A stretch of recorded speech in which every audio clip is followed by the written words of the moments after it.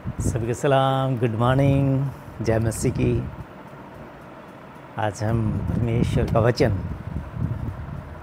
साम 43 भजन संहिता 43 अध्याय पढ़ेंगे। रोज़ आपके पास नया साम का चैप्टर आपके पास आता है।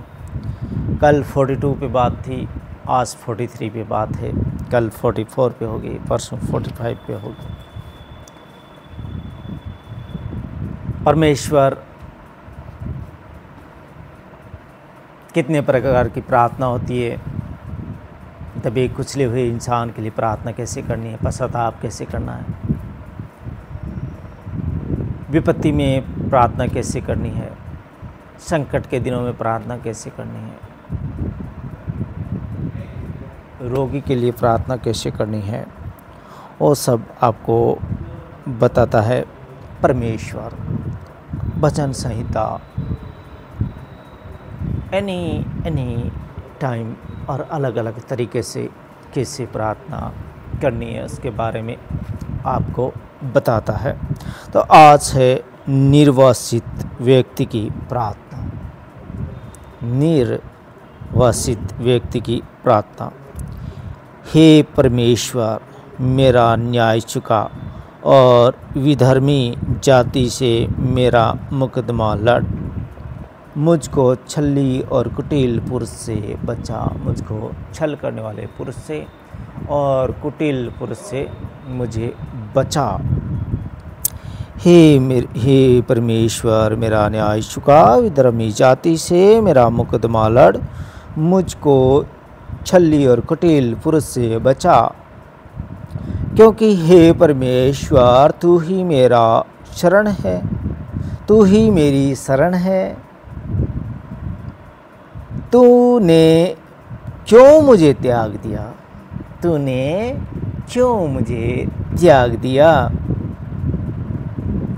मैं शत्रु के अंधेर के सारे शोक का पहरावा पहने हुए क्यों फिरता हूँ? मैं शत्रु के अंधेर के मारे शोक का पहरावा पहने हुए क्यों फिरता हूँ? अपने प्रकाश और अपनी सच्चाई को भेज, वे मेरी अगुवाई करे। परमेश्वर से कहे, वो आपके लिए अपने प्रकाश को भेजेगा। अपने प्रकाश और अपनी सच्चाई को भेज। ये परमेश्वर की सच्चाई कैसी होती है? मनुष्य झूठ बोल सकता है, झूठ बोल के कोर्ट में केस जीत सकता है, अन्याय कर सकता है, लेकिन परमेश्वर जानता है। वो पर्दे के पीछे मनुष्य जो कुछ भी कर सकता है, लेकिन परमेश्वर जानता है। न्याय चुकाना पड़ेगा, उसके सामने कुछ नहीं छुपेगा। तो यहाँ पर है, अपने प्रकाश और अपनी सच्चाई को भेज, वे मेरी अगुवाई करे। वे मेरी अगुवाई करे। जब परमेश्वर का प्रकाश आएगा तो कुछ भी छिपा हुआ नहीं रहेगा, सब उघाड़ा जाएगा, ढका कुछ भी नहीं रहेगा। वे ही मुझको तेरे पवित्र पर्वत पर और तेरे निवास स्थान में पहुँचाए। वे ही मुझको तेरे पवित्र पर्वत पर और तेरे निवास स्थान में पहुँचाए। जहाँ पे परमेश्वर का निवास स्थान है, वो परमेश्वर का प्रकाश और उसकी सच्चाई, वे ही मुझे तेरे निवास स्थान में पहुँचाए। निर्वासित मनुष्य ये दुआ कर रहा है खुदा से, परमेश्वर का प्रकाश मांग रहा है, उसकी सच्चाई मांग रहा है, और हमें भी उसकी सच्चाई मांगनी चाहिए। सच्चाई को मांगना चाहिए, उसका प्रकाश मांगना चाहिए परमेश्वर से। वो हमारा पिता है, वो हमारे को रचने वाला है।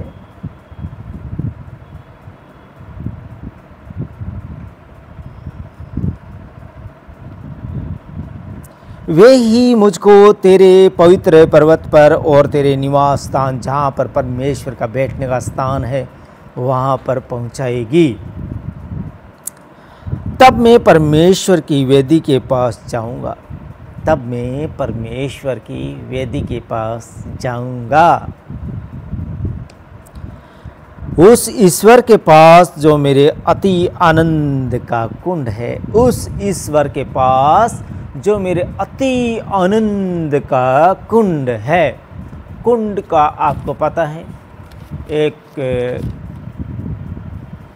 हमारे राजस्थान में हम लोग कुंड बनाते हैं और उसमें छत का पानी, जो बारिश से आने वाला पानी, उसमें एकत्रित करते हैं और फिर उसको गर्मी के टाइम में उसको पीते हैं, उसको हम कुंड कहते हैं। तो यहाँ पर आनंद का कुंड, परमेश्वर के पास में अनेक अनेक चीज़ों के कुंड है, बुद्धि के कुंड है, आनंद के कुंड यहाँ पर बात हो रही है, खुशी, सामर्थ्य,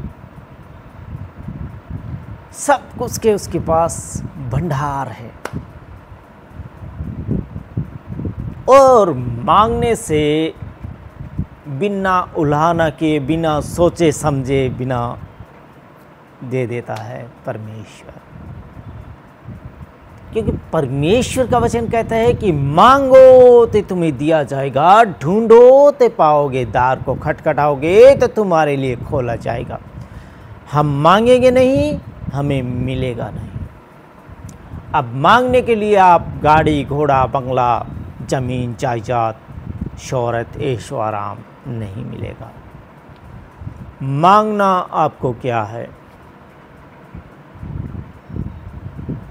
जैसे निर्वासित मनुष्य क्या मांग रहा है यहाँ पर, 3 आयत ये कहती है, अपने प्रकाश और अपनी सच्चाई को भेज। क्या मांगा उसने? अपने प्रकाश और अपनी सच्चाई। तेरा उजाला, तेरी सच्चाई क्या है? परमेश्वर की सच्चाई क्या हो सकती है? उसको उस मनुष्य ने मांगा है, मेरे पास आने दे। हमको क्या मांगना है? बुद्धि परमेश्वर से मांगने की, हम बुद्धि से काम करें। जब हमारे पास परमेश्वर की दी हुई बुद्धि आ जाएगी तो हमारे पास फिर किसी चीज़ की घटी नहीं होगी, क्योंकि हम परमेश्वर की दी हुई बुद्धि से काम करेंगे। हम निंदा नहीं करेंगे, चोरी नहीं करेंगे, दूसरी स्त्री का लालच नहीं करेंगे और किसी भी मोह माया लालच में हम नहीं पड़ेंगे। क्यों? क्योंकि हमारे को मिली है परमेश्वर से बुद्धि, और परमेश्वर की दी हुई बुद्धि से हम चलेंगे तो फिर हम गलत काम नहीं करेंगे। परमेश्वर का वचन कहता है कि अगर तेरी आँख निर्मल है तो तेरा सारा शरीर निर्मल है। एक आँख अगर आपके निर्मल है तो आपका सारा शरीर निर्मल है परमेश्वर की नज़र में। अगर आप अपनी आँखों से किसी को गलत नहीं देखते, गलत नहीं सोचते, तो आपका शरीर निर्मल है। तो हमें निर्मल बनना है और परमेश्वर से बुद्धि मांगनी है। जब परमेश्वर की बुद्धि आ जाएगी तो हम गलत काम नहीं करेंगे, किसी की निंदा नहीं करेंगे, चोरी नहीं करेंगे, डकैती नहीं करेंगे, व्यभिचार नहीं करेंगे, झूठी किसी की गवाही नहीं देंगे। हमें डर लगेगा, खौफ आएगा परमेश्वर का, हम डरेंगे नहीं, हमें डर लगेगा जब परमेश्वर की बुद्धि हमारे पास होगी। अगर हमारे पास शैतान की बुद्धि होगी फिर हमें कोई डर नहीं है, फिर हम झूठी कस्में खा सकते हैं, फिर हम झूठे बोल सकते हैं, फिर हम झूठी गवाही दे सकते हैं और किसी बेगुनाह को हम सज़ा भी मुहैया करा सकते हैं। लेकिन उसका नतीजा हमें भोगना पड़ेगा। क्योंकि अगर जिसके लिए गड्ढा हम खोदेंगे उसमें हम गिरेंगे, जिसके लिए जाल हम बिछाएंगे उसमें हम फंसेंगे। तो हमें ऐसे गड्ढे खोदने नहीं है और ऐसे जाल बिछाने नहीं है जिनमें जाके हम ही गिर जाए। हमें परमेश्वर का प्रकाश मांगना है, परमेश्वर की सच्चाई मांगनी है और परमेश्वर से बुद्धि मांगनी है, तो फिर हम कहीं पर भी नहीं अटकेंगे। तब मैं परमेश्वर की वेदी के पास जाऊंगा और उस ईश्वर के पास जो मेरे अति आनंद का कुंड है, उस ईश्वर के पास जाऊंगा जो मेरे अति आनंद का कुंड है। वो आनंद आपको यहीं पे बिलीव करना है। खुदा के घर में आके, परमेश्वर के घर में आके उस आनंद को बिलीव करना है। क्योंकि मत्ती की अंजील उसका 18 अध्याय और 18 आयत ये कहती है कि मैं तुमसे सच सच कहता हूँ कि जो तुम पृथ्वी पर बांधोगे तुम्हारे लिए स्वर्ग में बंधेगा, और जो तुम पृथ्वी पर खोलोगे वो तुम्हारे लिए स्वर्ग में खुलेगा। तो हमें क्या करना है? पृथ्वी के ऊपर अच्छा कुछ बांधना है ताकि हमारे लिए अच्छा कुछ स्वर्ग में खुले, अच्छा कुछ बंधे और अच्छा कुछ यहाँ पे खोलना है ताकि हमारे लिए स्वर्ग में अच्छा कुछ खुले। तो हमें बांधना क्या है? हमारी आँखों को बांधना है कि नहीं गलत विचार, गलत थिंकिंग से किसी को देखना नहीं है, किसी के लिए ऐसे रास्ते खोलने नहीं है जिनमें वो जाके गिरे और फंस जाए। अगर वो खुले हैं तो उनको बंद करें। किसी की निंदा हम करते हैं, किसी की चोरी हम करते हैं, किसी की झूठी शपथ खा के उसको फंसाना चाहते हैं, तो ये सब हम बंद करें ताकि हमारे लिए स्वर्ग में कुछ अच्छा बंधे और अच्छा करें तो अच्छा खुलेगा। और उस आनंद को बिलीव करें। क्योंकि हमारे पास बिशप साहब दरबारा सिंह आए थे रिवाइवल मीटिंग पे, तो उन्होंने कहा कि आपका खुदावंद के घर में आने का भाव क्या है, किस भाव से आप आते हैं? रूटीन में आए और चले गए, खुदा से मिले ही नहीं, खुदा बैठे थे।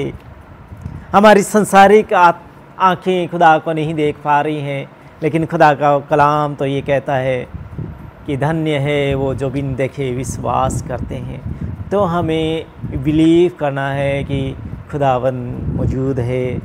जब हम यहाँ से जाएंगे, रुखसत हो जाएंगे संसार से, तो हमारी आत्मिक आँखें देखेगी कि हम खुदा के घर में आ रहे थे तो खुदा वहाँ पर बैठे थे और हमने हाय हेलो भी नहीं किया, खुदा के साथ बातें भी हमने नहीं की और हम चले गए। कितना नाराज़ होता होगा खुदावंद कि कैसे मनुष्य है, कैसे मेरे बेटे बेटियां हैं जो मुझे बुलाया भी नहीं और चले गए। हमें ऐसा बिलीव करना है कि खुदावंद यहाँ पर मौजूद है। जब हमें आत्मिक आँखें मिलेगी तो ये जगह फिर से दिखाई जाएगी और यहाँ पर खुदा बैठा हुआ होगा और आप आएंगे और चले जाएंगे। तो आपको वो मूवी दिखाई जाएगी वहाँ पर कि देख मैं यहाँ पर बैठा था, तू तेरे संसार के काम में व्यस्त था, आया चला गया। ऐसे नहीं होता है। तो बिशप साहब ने कहा कि आपके आने का भाव क्या है?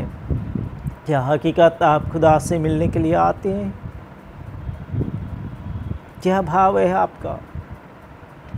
तो हमारे बहुत सारे भाई बहनों को हम देखते हैं कि आते हैं और चले जाते हैं। ऐसा नहीं होना चाहिए। खुदा से बातें करके जानी है, खुदा के वचन को पढ़ के, और उस आनंद को कुंड जो यहाँ पर भजन संहिता उसका 43 अध्याय शाम 43 कह रहा है, तब मैं परमेश्वर की वेदी के पास जाऊँगा, उस ईश्वर के पास जो मेरे अति आनंद का कुंड है, उस ईश्वर के पास जो मेरे अति आनंद का कुंड है।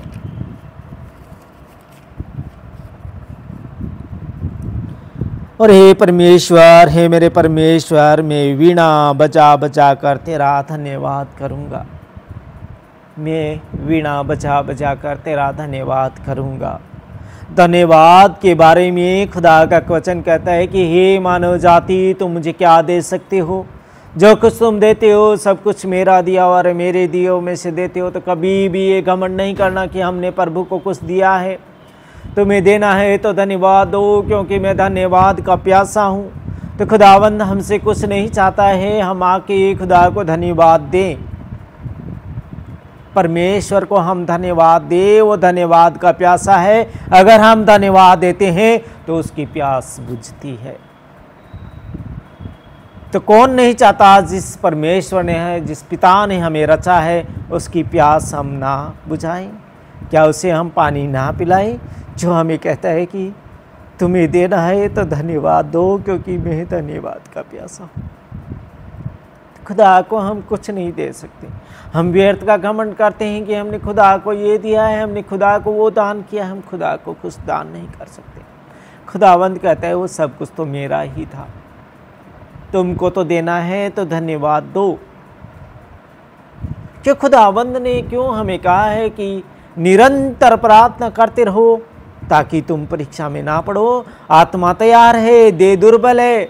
हमारी आत्मा तो कहती है कि हम परमेश्वर का नाम ले, परमेश्वर को पुकारें, लेकिन हमारी देह दुर्बल है। तो खुदा से कहिए कि जैसे हमारी आत्मा को आपने कहा है कि तैयार है, वैसे हमारी देह को भी तैयार करो खुदाबंद। अगर हम मांगेंगे तो मिलेगा। खुदा से हम कहेंगे हमारी देह को तैयार करो, जो दुर्बल है इसे हष्ट पुष्ट बनाओ, तो वो बनाएगा।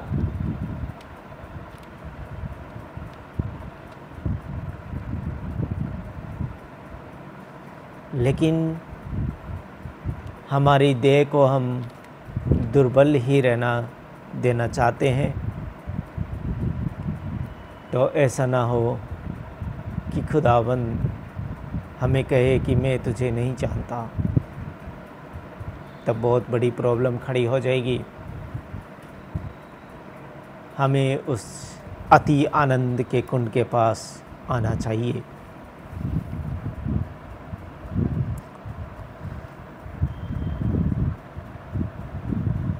और हे परमेश्वर, हे मेरे परमेश्वर, मैं वीणा बजा बजा कर तेरा धन्यवाद करूँगा।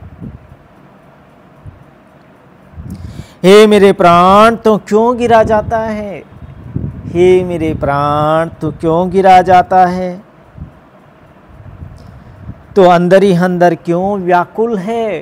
तो अंदर ही अंदर क्यों व्याकुल है?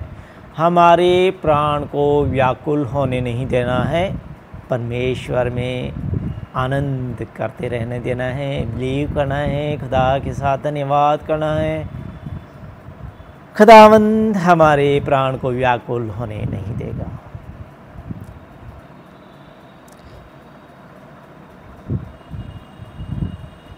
परमेश्वर पर भरोसा रख, क्योंकि वह मेरे मुख की चमक। परमेश्वर पर भरोसा रख, क्योंकि वह मेरे मुख की चमक और मेरा परमेश्वर है। मैं फिर उसका धन्यवाद करूँगा, मैं फिर उसका धन्यवाद करूँगा।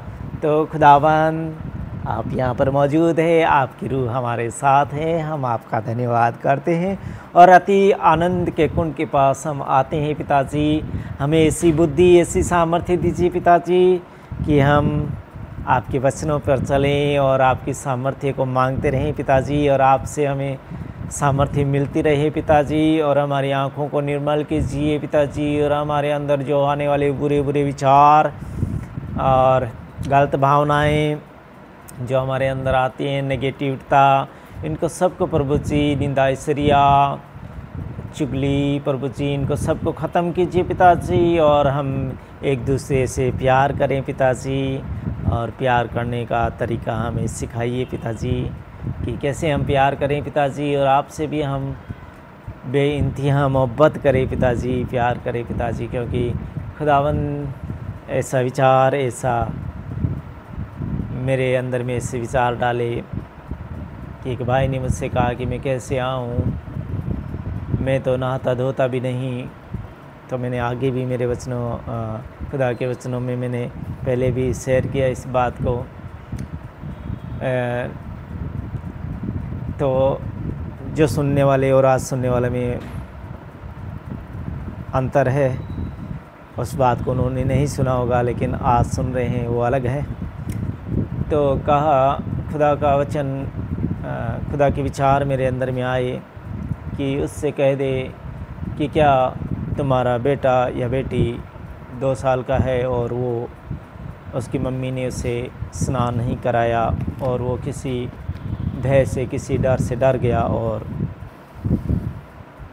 वो रो रहा है, ज़ोर ज़ोर से रो रहा है और आप उसके संसारिक पिता हैं।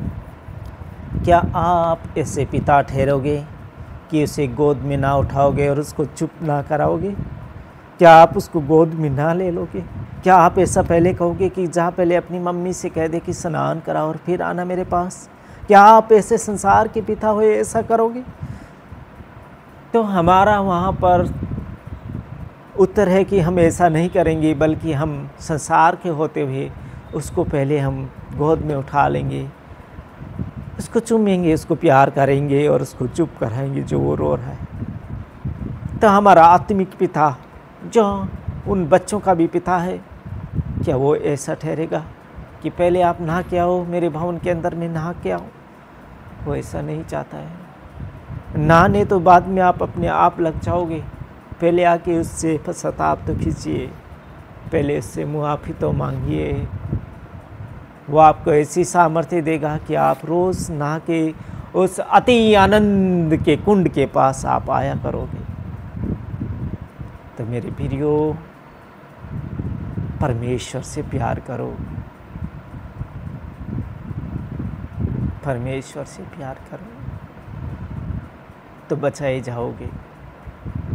अगर हम ऐसे ही लड़ते रहेंगे, ऐसे ही झगड़ते रहेंगे, तो हमें कुछ हासिल नहीं होगा और हम लड़ते लड़ते इस दुनिया से रुखसत हो जाएंगे और फिर परमेश्वर को जवाब देना पड़ेगा कि क्या करके आए हो? तो हम कहेंगे कि हम तो लड़ाई और झगड़े करके आए हैं, भाई भाई से लड़े हैं और हम लड़ते हुए वापस आ गए हैं। तो हमें वो सज़ा मुकम्मल कराए, उससे पहले हम समझें और तौबा करें और पश्चाताप करें। अब आप कहेंगे कि हम तो अब बूढ़े हो गए, अब हमारा क्या होगा? परमेश्वर की नज़र में आप बूढ़े कभी नहीं होते। संसार में आपके कपड़े पुराने हो जाते हैं, लेकिन ये आत्मा अमर है, जिसको खुदा कहता है कि मैं आदि से जानता हूँ कि ये कौन है। तो अगर हम 70 या 80 साल के होते हुए भी हम लड़ाई झगड़े और व्यर्थ बातों में गुजारी अपनी पिछली ईयर्स को, लेकिन अब जो बची 10 साल, 15 साल, 20 साल ईयर्स जो बची है, खुदा ने आपको तंदुरुस्ती, परमेश्वर ने आपको, पिता ने आपको तंदुरुस्ती बख्शी है, तो अभी भी आप पश्चाताप कीजिए, परमेश्वर से प्रार्थना कीजिए, आपको स्वर्ग का रास्ता खुल जाएगा। क्योंकि परमेश्वर ने एक ही मूल्य ठहराया है कि जो सवेरे से आया, बात पे ध्यान दीजिएगा, जो सुबह से आया उसको भी बराबर हिस्सा मिला, जो दोपहर को आया उसको भी बराबर हिस्सा मिला, और जो 5 बजे आया, दिन डूबने वाला है, 5 बजे आया, 80 साल में आया, उसको भी बराबर हिस्सा मिला।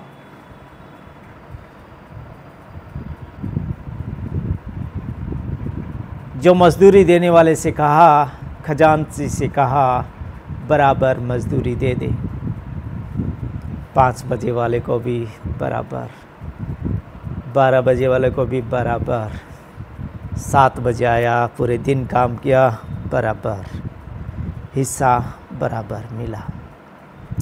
7 बजे आया, कुड़कुड़ाया ज़रूर कि क्यों ये दिन ढलते हुए शाम को आया, क्यों इसे बराबर मिला। परमेश्वर ने कहा कि तुम लोगों ने जो ठहराया वो मजदूरी मैंने बराबर दी। तुम लोगों ने कहा स्वर्ग चाहिए, स्वर्ग में सब जाओगे। मजदूरी देना खुदा का काम है, परमेश्वर का काम है।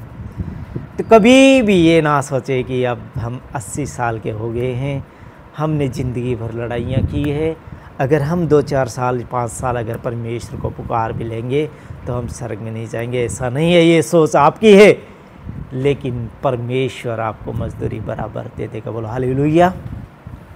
तो खुदा आप सबको बरकत और आशीष दे, आमीन।